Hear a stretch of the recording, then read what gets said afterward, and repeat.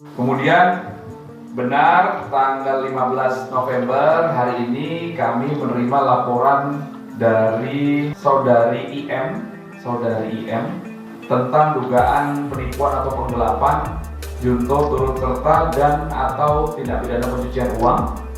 Terlapornya saudari RA dan saudari RD. Reza Artamevia dilaporkan ke polisi soal dugaan penipuan berlian 18,5 miliar rupiah. Ia dilaporkan oleh seorang wanita berinisial IM. Kabid Humas Polda Metro Jaya, Kombes Pol Ade Ari lalu menjelaskan kronologi Reza Artamevia dilaporkan ke polisi terkait penipuan berlian. Benar tanggal 15 November, hari ini, kami menerima laporan dari saudari IM tentang dugaan penipuan atau penggelapan yungto turut serta atau tindak pidana pencucian uang. Terlapornya saudari Ra dan saudari RD, kata Kabid Humas Polda Metro Jaya Jakarta, Kombes Pol Ade Ari. Ade Ari menyampaikan bahwa pelapor mengklaim Reza dan RD menawarkan kerja sama bisnis berlian dengan janji memberikan keuntungan. Akhirnya korban menyerahkan uang secara bertahap kepada terlapor 18,5 miliar rupiah, jelas Ade Ari, dan diberikan jaminan oleh para terlapor 9 buah berlian. Kemudian, terlapor menjanjikan akan mengembalikan uang pelapor berikut keuntungannya senilai 21,3 miliar rupiah imbuhnya. Setelah menerima jaminan, korban memeriksanya di laboratorium dan mendapati bahwa berlian tersebut adalah sintetis. Korban kemudian melayangkan somasi kepada Reza dan RD untuk meminta pengembalian uangnya. Namun, hingga laporan polisi dibuat, uang tersebut belum juga dikembalikan.